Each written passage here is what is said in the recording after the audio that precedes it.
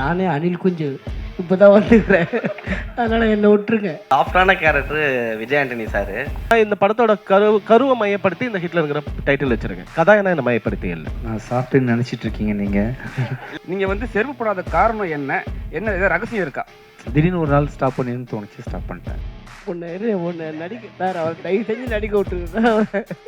கல்யாணம் முடிஞ்சதுக்கு அப்புறம் ஒரு ஸ்டைலிஷா இப்போ வந்து அப்படியே ஜிகிட்டிங் மின்னுற அதெல்லாம் மாதிரி. ஒன்றும் இல்லை, நான் யார் இந்த சாதாரணமாக காஸ்டியூம் சொல்லி அனுப்புனது? வீட்டில் இருந்தே யோசிச்சுட்டு வந்தேன் அதெல்லாம்.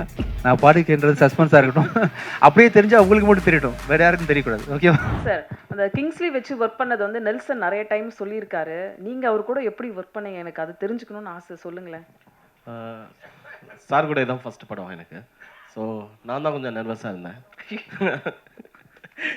ஏன்னா ஒரு பெரிய காமெடியன், அவர் வந்தாலே தேட்டரில் நாங்கள்லாம் சிரிச்சிடுவோம். ஸோ அவருக்கு கூட ஒர்க் பண்ணும்போது எப்படி இருக்குன்னு தெரியல. நான் காமெடியெல்லாம் என் படத்தில் பண்ணதே இல்லை. ஸோ இந்த படத்தில் ஃபஸ்ட்டு பண்ணேன். ஸோ அவரை நம்பி தான் நான் பண்ணேன். ஐயோ. பட் நாங்கள் இப்போ எடிட் பண்ணும்போதெல்லாம் நாங்கள் சிரிப்போம். எடிட்டில் உட்காந்து பார்க்கும்போது எல்லாமே நான் சிரிச்சுக்கிட்டே இருக்கேன். ஆனால் ஒர்க் பண்ணும்போது ரொம்ப ரொம்ப ஜாலியாக இருந்தது. அவர் சொன்ன மாதிரி தான், அவருக்கே தெரியாமல் சீன்லாம் முடிச்சிருவோம். ஏன்னா அவ்வளோதான், நான் முடிஞ்சிருச்சா கிளம்பணுமா அப்படிமாரு. ஆமாங்க கிளம்பலாம். ஸோ அவர் வந்து ரொம்ப கஷ்டப்படாமல் ஈஸியாக ஆனால் ரொம்ப நல்லா பண்ண படம் ஹிட்லர்னு நான் நம்புகிறேன். சூப்பர். கிங்ஸ்லி நீங்கள் ஏதாவது பேசணும்னு நினைக்கிறீங்களா? கொடுங்க மேடம். நானே அணில் குஞ்சு இப்போ தான் வந்துக்கிறேன், அதனால் என்னை விட்டுருங்க. சார் தான் நிறைய பேசுகிறோம். தானா சார்? இங்கே சார் ஹிட்லர் போட்டிருக்கீங்க, அதில் வந்து கன்னும் இருக்குது, இன்னொன்று வந்து நம்ம தேர்தலோட சிம்பிளும் இருக்குது, சின்னங்கள். இது எதை பற்றி, அரசியல் பற்றியான புரிதல் இருக்குமா? இதில் என்ன சொல்ல வரும்? ஹிட்லர்னா ஒரு சர்வாதிகாரம் தான் எல்லாருக்கும் தெரியும், இடியாமின் இவங்கெல்லாம். ஸோ இது ஹிட்லர் பேர் வச்சுருக்கீங்க சொன்னீங்க, பட் ஆனால் அந்த சிம்பிள் எதை சொல்ல போகுது? சர்வாதிகாரத்தோட சிம்பிளாக தான் ஹிட்லர் அதை கொண்டு வந்திருக்காரு. ஸோ ஸ்வஸ்திக் சின் அதோட சிம்பிள் அது. ஸோ ஹிட்லரோட கொடியில் இடம்பெற்ற ஒரு முக்கியமான இது. ஸோ ஹிட்லருங்கிற நேம் எப்படி ஒரு இருக்கோ, ஸோ அதனால அந்த சிம்பிளை நாங்கள் கொண்டு வரோம். ஒரு சர்வாதிகாரத்தோட அடையாளமாக மட்டும் கொண்டு வரோம். வேறு எதுவும் இந்த இதுகளை வேறு எந்த இதுவும் கிடையாது. ஹிட்லர் நீங்கள் மனசில் வச்சுட்டு ஸ்வஸ்திக் அந்த இதை பார்த்தா மட்டும் போதும்னு நினைக்கிறேன் சார். இல்லை, நீங்கள் சாஃப்டான கேரக்டர் விஜய் ஆண்டனி சார். ஆக்சுவலாக பார்த்தீங்கன்னா நீங்கள் சிம்பிளாக வேறு வந்திருக்காரு, செருப்பு கூட போடலை. அவரை எப்படி சூஸ் பண்ணீங்க? நான் சாப்பிட்டுன்னு நினச்சிட்டு இருக்கீங்க நீங்கள். இல்லை சார், நீங்கள் ஸ்டண்ட்டு கிட்ட சொல்லும் போதே தெரிஞ்சது எனக்கு நிறைய பிளேட் இருக்குது. ஆமாம், அதனால பார்த்துன்னு சொல்லும் போது ரொம்ப சாஃப்ட் ஆகிட்டீங்க. சரிங்க. ஆக்சுவலாக நிறைய பிளேட்ஸ் இருக்கிறதுனால கொஞ்சம் சாஃப்டாக ஹேண்டில் பண்ண சொன்னேன். நம்ம சாஃப்டாக ஆடா தெரியல, நீங்களே நம்மளே சொல்லக்கூடாது. ஹீரோயின்கிட்ட கேட்கலாம். What to you think about me? am I soft? You have to see the movie to see more shades of sir. I also got shocked. படத்தை பார்த்தா என்னோட முரட்டு குணம் வெளியே இல்லை, தெரியும். டேரக்டர் இன்னும் சொல்லவே இல்லையே உங்களை பற்றி. இல்லை, நான் விஜயானி சாரை சூஸ் பண்ணல, விஜயானி சார் தான் என்ன சூஸ் பண்ணாரு. ஒரு படம் பண்ணுவாங்கன்னு கூப்பிட்டாரு. கதை ஏதாவது இருக்குன்னு தான் சொல்லுங்க அப்படின்னாரு. நான் இந்த ஹிட்லரோட கதையை தான் நான் முதல்ல எழுதின கதை, நான் படமாக பண்ணணும்னு நினச்சது அது. ஆனால் அதை விட்டுட்டு அதுக்கப்புறம் நான் படைவீரன் பண்ணேன். ஸோ இந்த கதை சாருக்கு சரியாக இருக்கும்னு நான் நம்பினேன். ஸோ நான் போய் சொன்னேன், அவருக்கும் பிடிச்சிருந்தது. அப்படி தொடங்கப்பட்டது. விஜயானி சார், இது வந்து உங்களுக்கு கொஸ்டின் இங்கே இருக்கீங்க. Okay okay. இது வந்து பர்சனலான கொஸ்டினாக இருந்தால் விட்டுருங்க, வேணாம். பரவாயில்ல, சரிங்களா? நீங்கள் வந்து செருப்பு போடாத காரணம் என்ன ஏதாவது ரகசியம் இருக்கா? இல்லை அப்படி ஒன்றும் இல்லை. திடீர்னு மனசுக்கு தோணுச்சு, இதையும் பெருசாக யோசிக்கிறது இல்லை. திடீர்னு ஒரு நாள் ஸ்டாப் பண்ணின்னு தோணுச்சு, ஸ்டாப் பண்ணிட்டேன். திடீர்னு ஆரம்பிக்கணும்னா ஆரம்பிச்சிடுறேன், அவ்வளோதான். இப்போ ஒரு விஷயம் சொன்னீங்க, ஈரணிகிட்ட வந்து பேசும்போது ஒரு வேவ் லைன் ஒர்க் ஆகலைன்னு சொல்லிட்டு அவங்க கம்யூனிகேஷனுக்காக நீங்கள் விட்டீங்க. மற்ற ஹீரோயின்லாம் எப்படி சார்? தம்பி, என்னது சொல்கிறது, நான் பண்ணுற படங்கள்லாம் சீரியஸான படங்கள்ன்றதுனால நமக்கு வந்து ரொமான்டிக்கான போர்ஷன்ஸ் நிறைய படத்தில் வர்றதில்லை. பெரிய இலக்கு ஒன்று சூஸ் பண்ணிட்டு அதை சால்வ் பண்ணுற நோக்கத்தில் எல்லா கதைகளுமே அமையுதுன்றதுனால இந்த படத்துலையும் பார்த்தீங்கன்னா டேரக்டர் வந்து பெரிய ரெஸ்பான்சிபிலிட்டி கொடுத்துறாரு. எல்லா படமே கொஞ்சம் ஆக்ஷன் மோட்லேயும் சீரியஸாக ஹீரோ இருக்க வேண்டிய சூழ்நிலை. கொஞ்சம் இதை நம்ம ட்ரை பண்ணியிருக்கோம். ஆக்சுவலாக என்ன சொன்னேன்னா, உங்களுக்கு தமிழ் தெரிஞ்சிருந்தா இன்னும் நிறைய பேசியிருப்பேனே ஷூட்டிங் ஸ்பாட்டில், அது மாதிரி ட்ரை பண்ணியிருப்போமே அப்படின்லாம். கிங்ஸ்லி கிட்ட கொடுங்க. ஒன்று நடிக்க சார், அவர் தயவு செஞ்சு நடிக்க விட்டுருங்க. கல்யாணத்துக்கு முன்னாடி கோட் ஷூட்டு ஷர்ட்டு இன்சர்ட் பண்ணிட்டு வருவீங்க, கல்யாணம் முடிஞ்சதுக்கு அப்புறம் ஒரு ஸ்டைலிஷா இப்போ வந்து அப்படியே ஜிகிட்டிங் மின்னுற மாதிரி. அதெல்லாம் ஒன்றும் இல்லை, நான் யார் இந்த சாதாரணமாக காஸ்டியூம் சொல்லி அனுப்புனது? இல்லைப்பா, இது புதுசாக எடுத்தேன், போட்டுன்னு வந்தேன், அவ்வளோதான், வேறு எதுவும் இல்லை. அதெல்லாம் இல்லைங்க, பாவங்க, அவங்க ஷூட்டிங் போயிருக்காங்க. இது முதல் மேடை வேற, கல்யாணம் முடிஞ்சு எல்லாம் முடிஞ்சு ஆமா. இது முதல் மேடை. எப்படி இருக்கு? பா வீட்டில் இருந்தே யோசிச்சுட்டு வந்தியா அதெல்லாம்? இது முதல் மேட்டை தான் அது. சூப்பராக இருக்கு. படத்துல எப்படி விஜய் ஆண்டனி சார் கூட நீங்க வந்தவே சார் ஜாலியாக இருப்பார் எப்பவுமே. நீங்கள் நினைக்கிற மாதிரி கிடையாது. சார் எப்பவுமே ஏதாவது ஒரு கமெண்ட் பண்ணிட்டு ஜாலியாக இருப்பார். டெரர்லாம் கிடையாது, சாஃப்ட் தான். ஹிட்லர் வந்து ஒரு பெரிய சர்வாதிகாரிங்கிறது எல்லாருக்குமே ஊருக்கே உலகத்துக்கே தெரியும். அவருடைய ஸ்வஸ்திகா சின்னம் இருக்கு பாருங்க, அதை நீங்கள் குறிப்பிட்டிருக்கீங்க இங்கே. அது ஒரு மத குறியீடு. அது மட்டும் இல்லை, அவர் அடிக்கடி வந்து காளியை பற்றி புகழ்ந்து பேசுவார். காளி இல்லாமல் என்னால் இருக்க முடியாது, காளியினுடைய குற்றப்பார்வை அப்படின்லாம் சொல்லக்கூடியவர். ஆக ஒரு மதத்தினுடைய பிரதிநிதியாக ஹிட்லரை காட்டுறீங்களா? நாங்கள் அப்படி எதுவும் காட்டவும் இல்லை. அந்த மாதிரி ப்ரொஜெக்ட் பண்ண வேண்டிய தேவை இந்த படத்துக்கும் இல்லைன்றதுனால நீங்கள் ஹிட்லரை ஒரு சர்வாதிகார ஒரு இதுவாக மட்டும் பார்த்தா போதும்னு தோணுது எனக்கு. மற்றபடி இதுக்கு வந்து வேற எந்த மத அடையாளமோ இதுவோ எதுவுமே கிடையாது.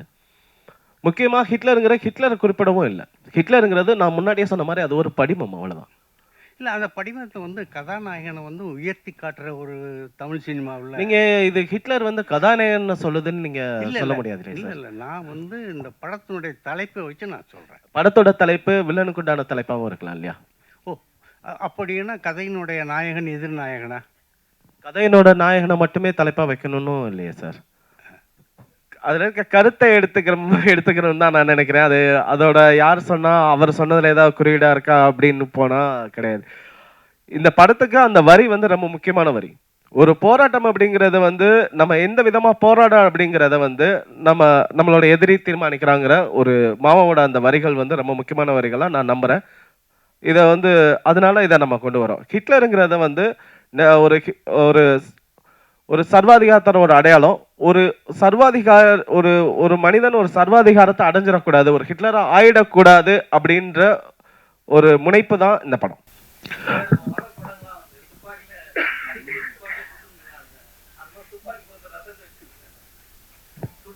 துப்பாக்கினால ரத்தம் வந்துடுது சார். ஏன்னா இதுல ரத்தம் இருக்கு இந்த படத்துல, அதனால. டைரக்டர் சார் ஹியர் இங்கே சார், உங்களுடைய ப்ரீவியஸ் படமாகட்டும் இந்த படமாகட்டும் அது எக்ஸப்ஷனலி வெல் மேட் ஃபிலிம். இந்த படத்தில் நீங்கள் தான் யூ ரிட்டன் த ஸ்டோரி அப்படின்றதால கேட்குறேன்.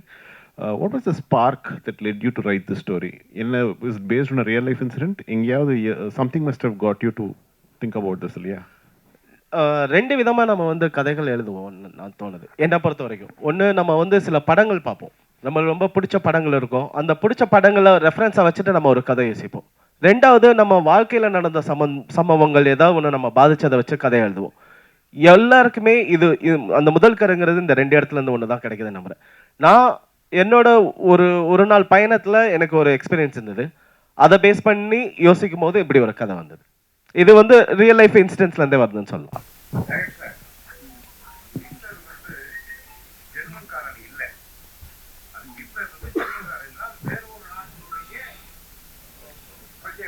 ஆஸ்ட்ரியா.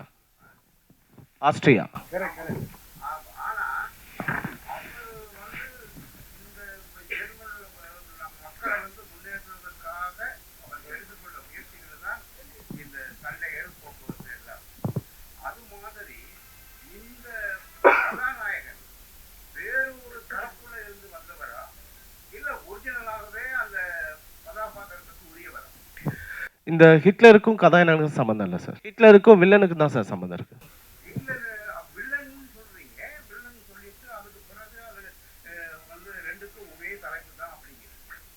இல்லை, எனக்கு கேள்வி புரியல. ரெண்டு தலைப்பும் ஒரே தலைப்புன்னு எனக்கு புரியல சார். ஒரு படத்தோட தலைப்புங்கிறது கதாநாயகனை மையப்படுத்தி இருக்கலாம், கதையோட கருவை மையப்படுத்தி இருக்கலாம், சரிங்களா? நான் இந்த படத்தோட கருவை மையப்படுத்தி இந்த ஹிட்லருங்கிற டைட்டில் வச்சிருக்கேன், கதாநாயகனை மையப்படுத்தி இல்லை.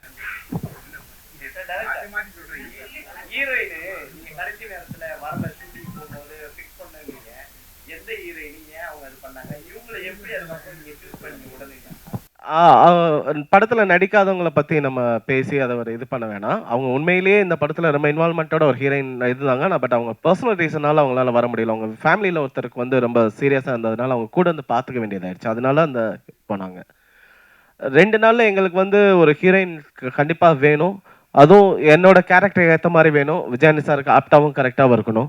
ஸோ அதில் நிறைய 2 நாளில் உட்காந்து கிட்டத்தட்ட 40 மணி நேரம் தலையை பிச்சுட்டு யார் யார் இருக்காங்கன்னு பார்த்து அப்படி ஒரு இதில் ஒரு ஃபோட்டோஸ் பார்த்தோம். அந்த ஃபோட்டோஸ் பார்க்கும்போது எனக்கு அது வந்து மோஸ்ட்லி என்னோட கேரக்டர் ஆப்டாக இருக்க மாதிரி தெரிஞ்சது. அப்புறம் அவங்க என்ன படங்கள் பண்ணியிருக்காங்கன்னு பார்த்தோம். சீருன்னு ஒரு படம் மன்மதிலையில் இருந்தாங்க.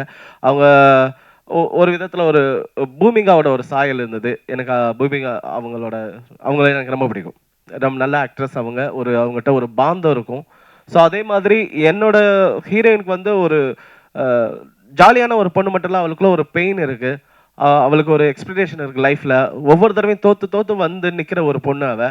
ஸோ அந்த பெயினை தாங்குற ஒரு முகம் வேணும்னு தோணுச்சு. ஸோ அது ரியா சுமன் அவங்களுக்கு இருக்குன்னு நான் நம்பினேன். ஸோ அப்படி உள்ள வந்தாங்க. Thank you so much. Yes thank you so much.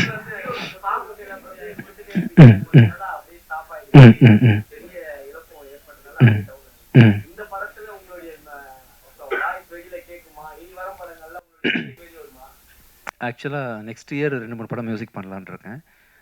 இந்த படத்தில் நான் பாடிருக்கேனா இல்லையான்னு சஸ்பென்ஸ்ன்னு வச்சுருக்காங்க. சஸ்பென்ஸாகவே விட்டுருலாமா? நான் பாடிக்கின்றது சஸ்பென்ஸாக வச்சிடலாம். ஓகே, நான் பாடிக்கின்றது சஸ்பென்ஸாக இருக்கட்டும். அப்படியே தெரிஞ்சால் உங்களுக்கு மட்டும் தெரியட்டும், வேறு யாருக்கும் தெரியக்கூடாது. ஓகேவா? நமக்குள்ள மட்டும் வச்சுக்கலாம், ஃபியூச்சரில் சொல்லிக்கலாம். இந்த ஒரு பாட்டு பாடியிருக்கேன். தேங்க்யூ. ஹிட்லர் படத்தின் பத்திரிகையாளர் காட்சிக்கு வந்து சிறப்பு சேர்த்த அனைவருக்கும் எங்கள் அன்பும் நன்றியும்.